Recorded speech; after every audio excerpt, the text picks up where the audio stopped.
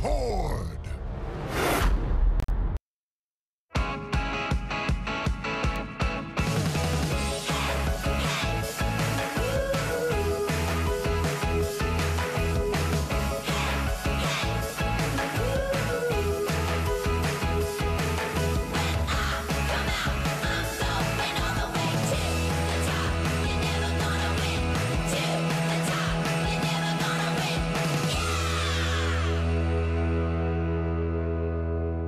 Welcome back to HGC North America. We are in our first series with Gale Force eSports taking the series 1-0 so far up over Superstars on Dragonshire.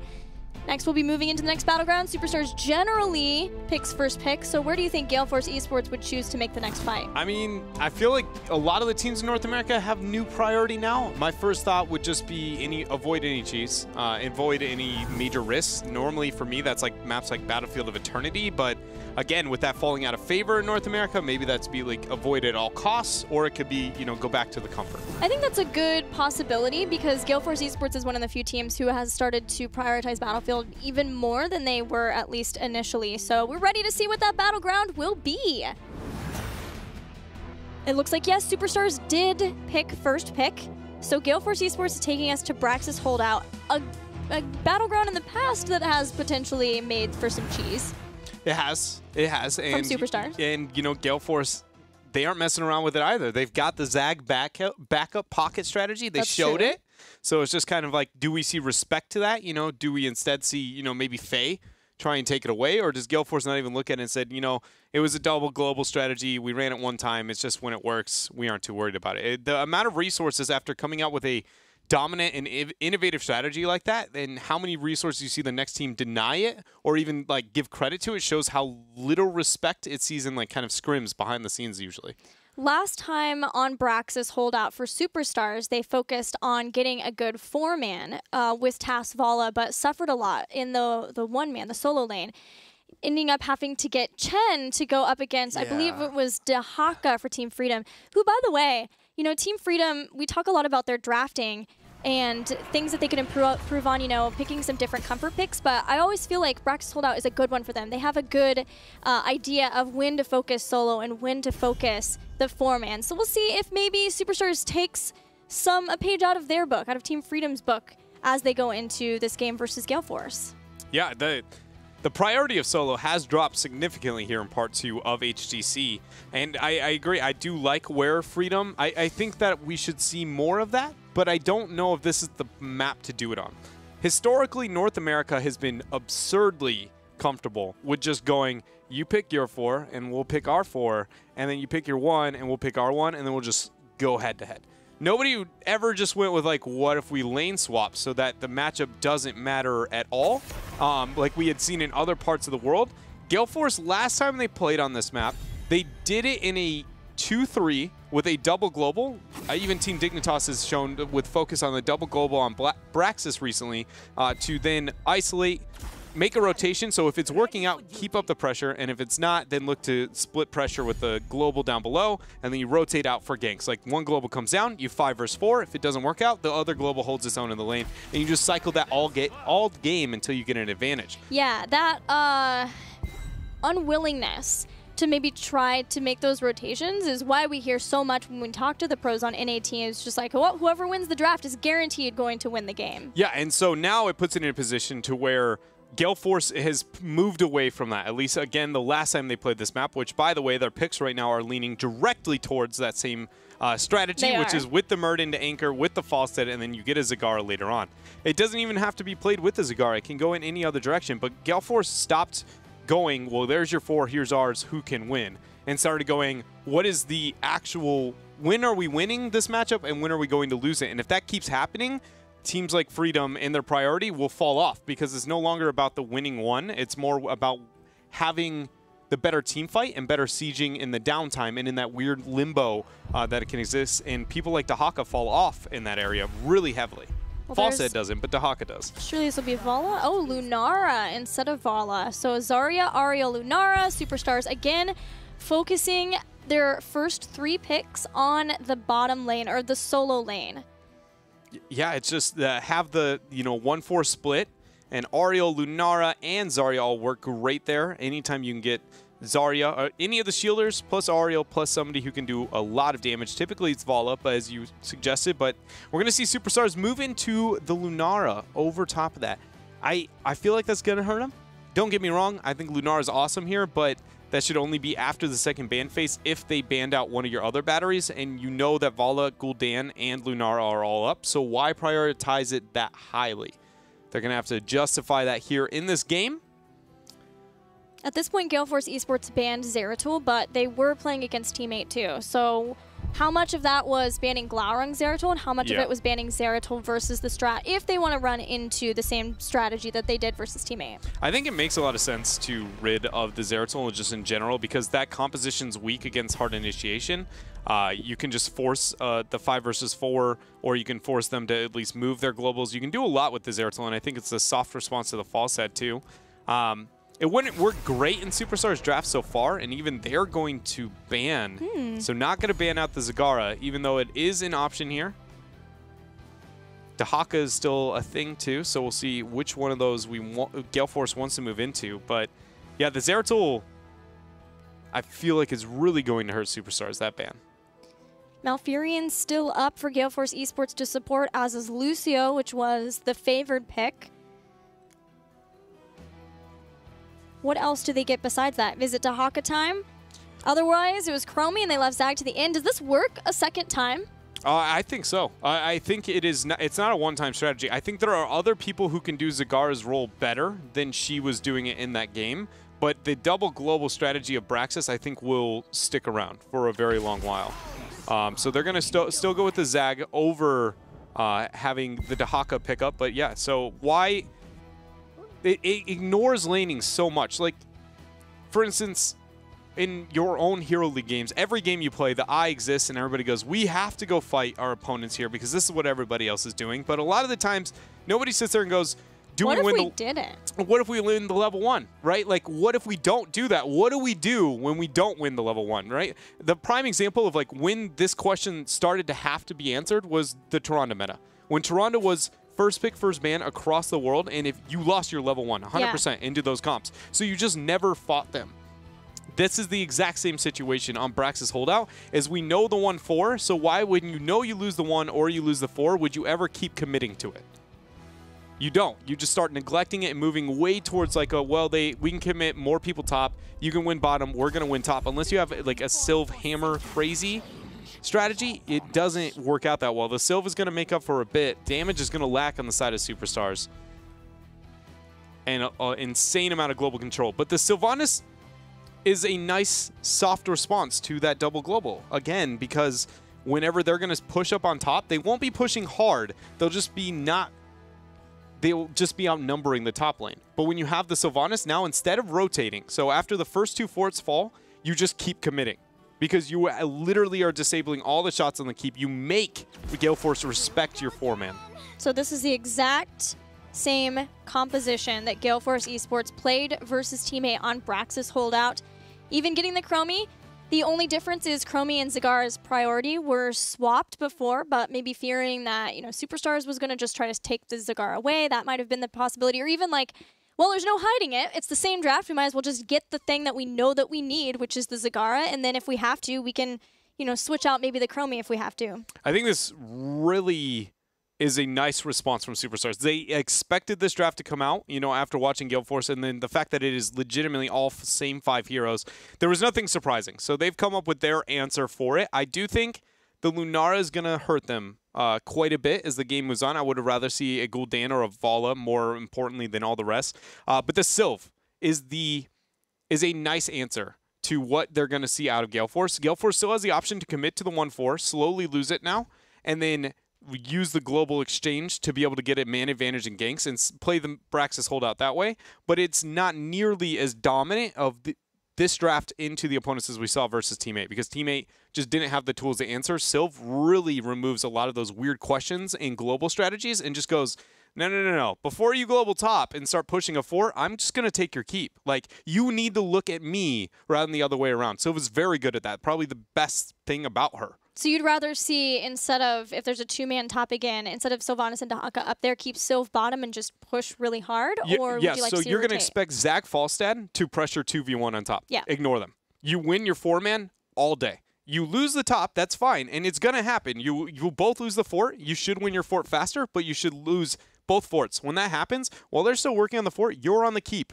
You literally are pushing faster so hard that you no longer are worried about this, okay, now we'll rotate. Now we'll rotate and buy time. You legitimately just go, you're coming to us. And when we're always pushing for the better and bigger advantage, always. And that is a start on Superstars Draft. I love the innovation. It's scary. Whether or not it'll work out. Superstars has had a week to figure out if this is the answer to Gale Force eSports. Falstad, Zagara composition on BRAXIS holdout. Let's see if that gets a win for them in game number 2. Man, I have not seen a draft that made me so excited in such a long time.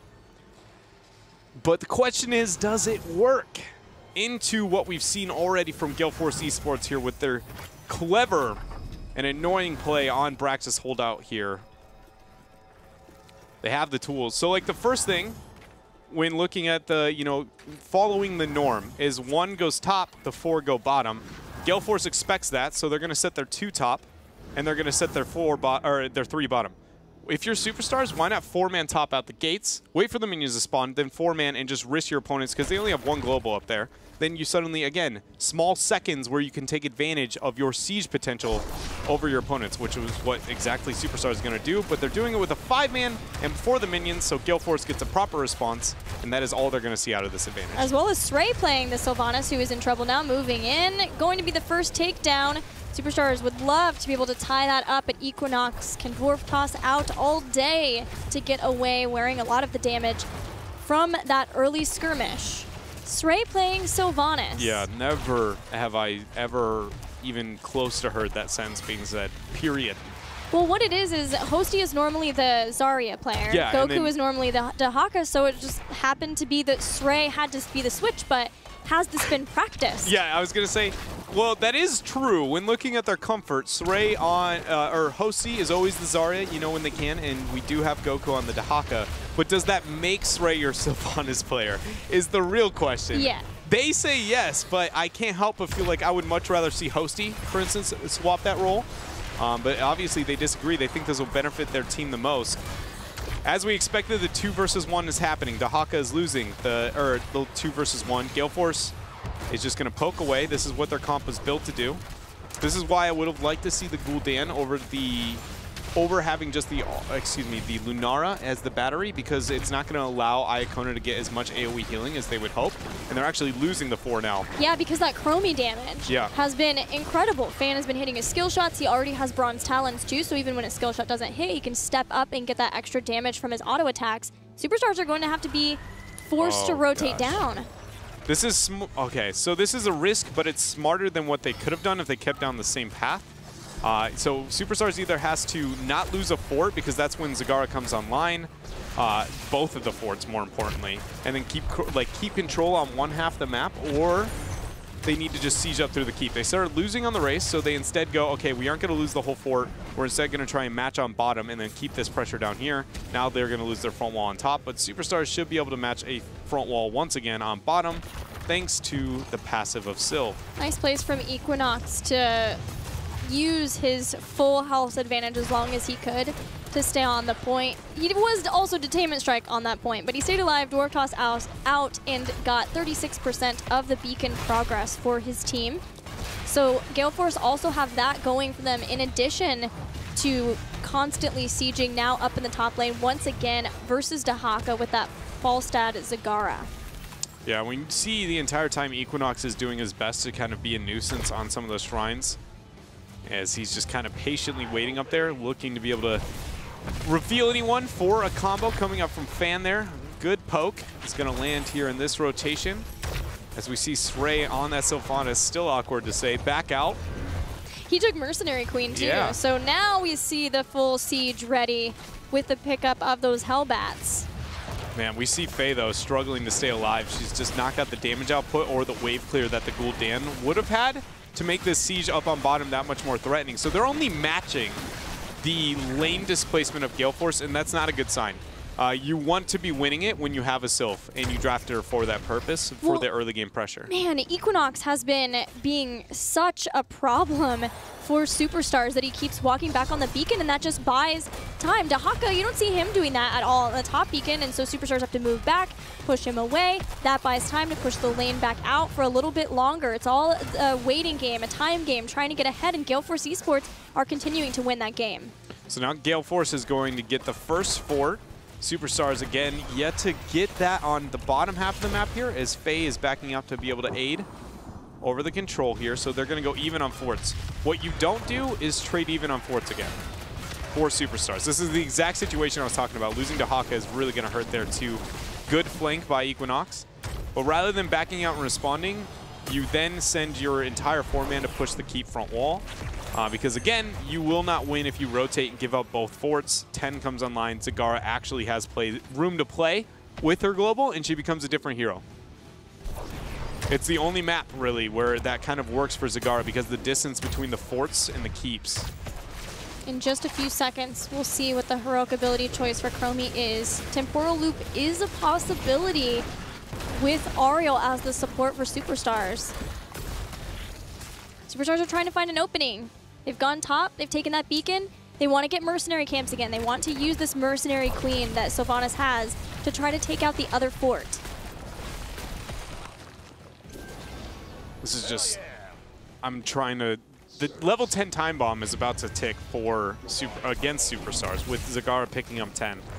She is legitimately a different hero at that point in time, and how she can play in team fights, but how she works on the map and the control she provides.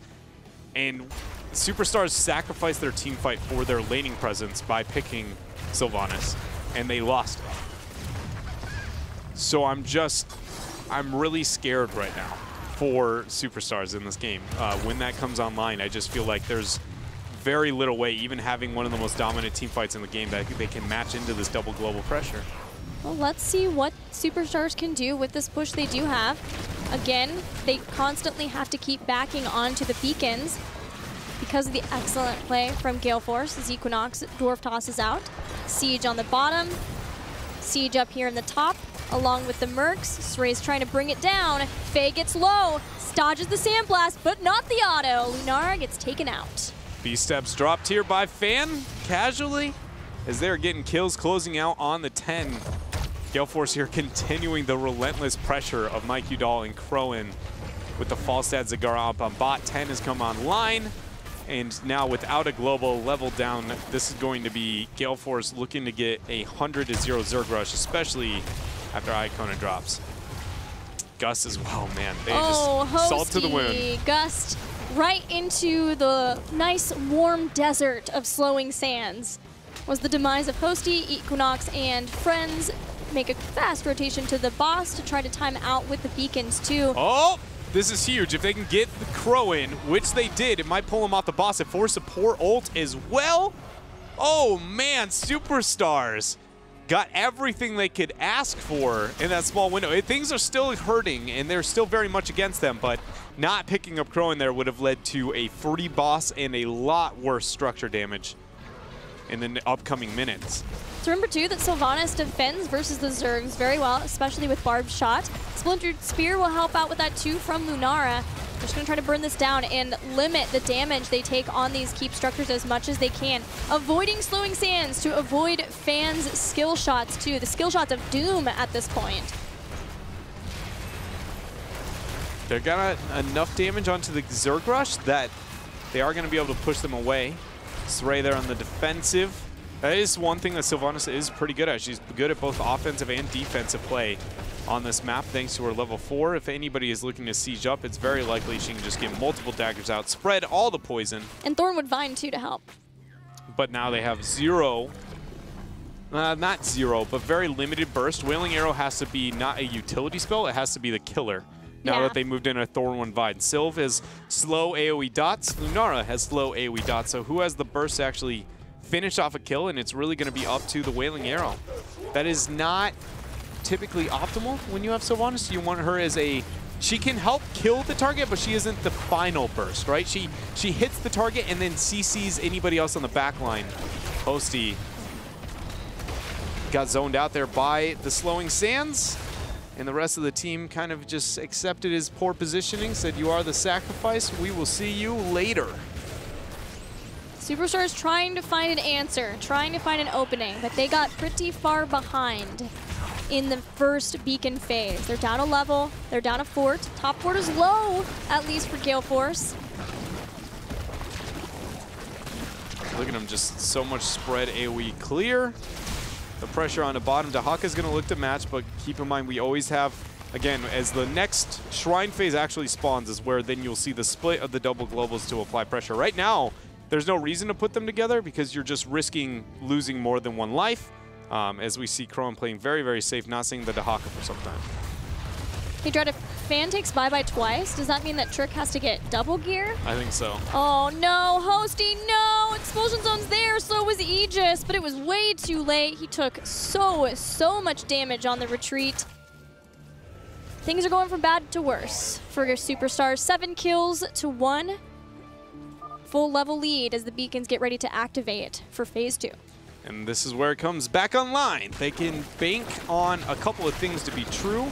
The positioning of the members of Superstars, and when that happens, you see Gale Force group up those Zagara and the Falstad. They're just going to do their thing. Both shrines controlled. They'll realize they're on bottom.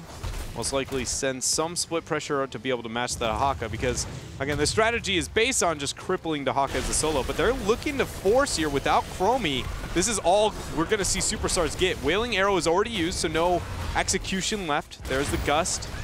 That's going to allow Equinox to back up to the team. A lot of damage hits Superstars, but doesn't confirm any kills. That whole time, though, Gale Force eSports got 68% the beacons. Falstad now joining Zagara. Up on top with a camp pressuring outward. It's going to force somebody on the side of Superstars quickly to answer. When that happens, we see the globals fail. It's just rinse and repeat for the strategy on Gale Force. Goku sees Fan. He was in the bush. Drag does not connect on that little gnome, though. With slowing sands on the point, this is where Fan can start to throw out a lot of his skill shots again and start to make damage. Hosty, with that, absorbing a lot of that, has a lot of energy, and bye-bye is procced. Bye-bye. Chromie is out. She's just done. She wanted nothing to do with it. But conveniently, in the northern lane, we find ourselves a keep slowly dying on the side of Superstars. Yeah. And the Gus as well. They're actually going to look to be able to get the pick.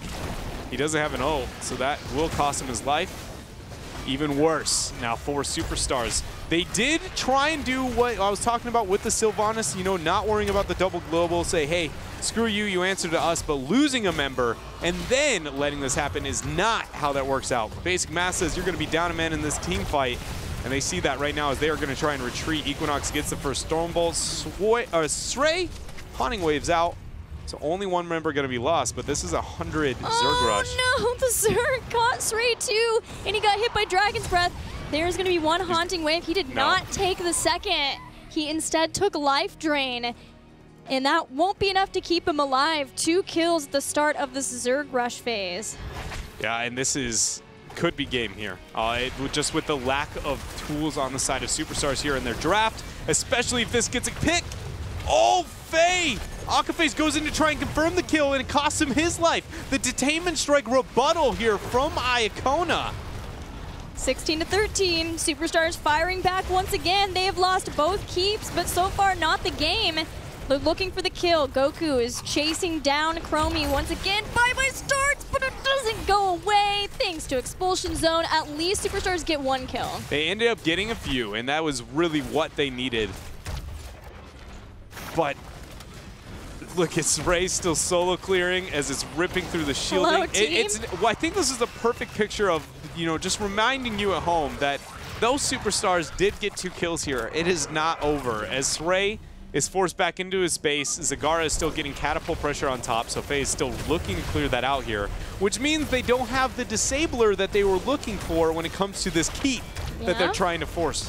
Oh man, this is... Goku, not like this. Maybe no adaptation. Crystal Aegis buys some time for some damage. They're staying alive. Sound barrier used. Goku dragging Zagara in. Ariel down. Goku storm bolted to his doom? Yes. Now, Sray is looking to join to be able to try and help the rest of the members out, but Crowan actually went for a very deep Nidus network there and is trying to trade out onto Hosty. It will work as the slowing sands are there. The flight, is anything else going to be landing here? No. Mike Udall a little bit afraid to barrel roll into their faces, understandably so. And they're going to set their eyes towards the boss here with that 16 advantage. No keeps up. A 14-minute boss is still not game.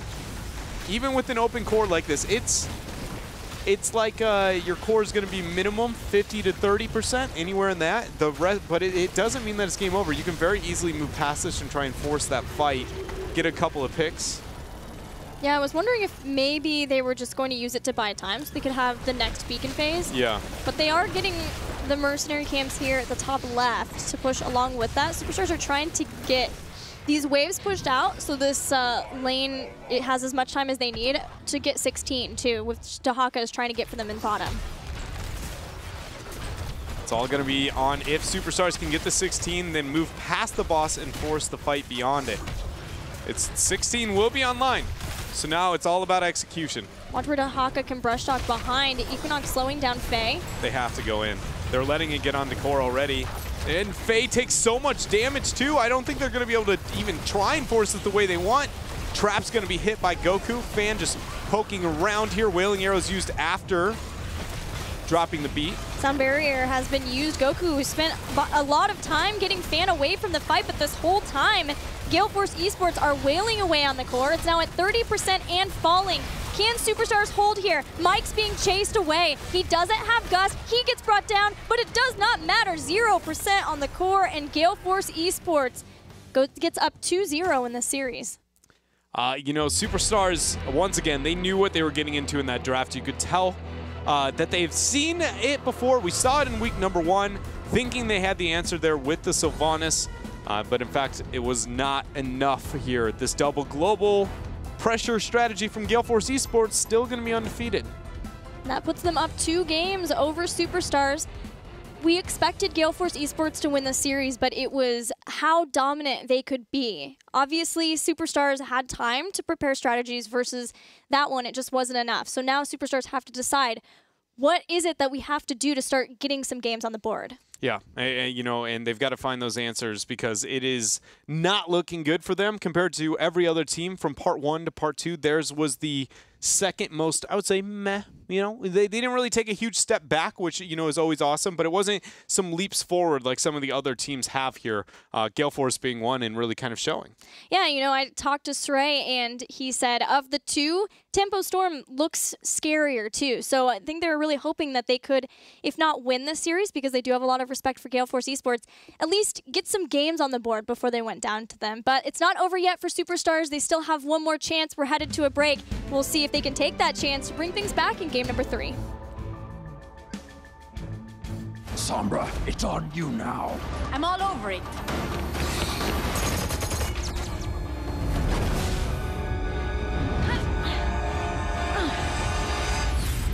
See the full animated short at playoverwatch.com.